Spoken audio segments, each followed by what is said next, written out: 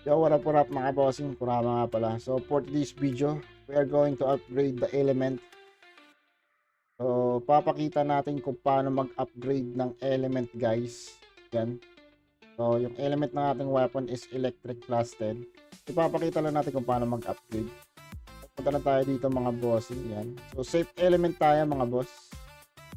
So, ilalagay lang natin yung ating weapon. Ating protection, guys.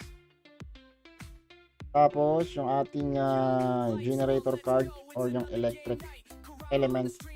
Okay, mga boss. Yan. So, try lang natin mag-upgrade. Sana makaisa. Kasi plastic na yan, mga boss. Medyo makunat. Okay, let's go. Try natin. Build. Yan. So, ganyan lang mag-upgrade, mga boss. So, kailangan madami kayong ganito. Para may ano talaga, may chance na may ayun, may pumasok kahit pa paano mga boss. Yun, na plus 11 natin. Ayun mga boss. So, yun, may pumasok kahit pa paano, no? And so, plus 11. Ay, plus 12. Dalawa pala yung pumasok mga boss. Hindi ko napansin. Ano? Electric plus 12 ba tayo? Ayun, so ganun lang mag-upgrade mga boss ng element. Kailangan lang meron kayong protection para hindi mabasag. Okay, so yun.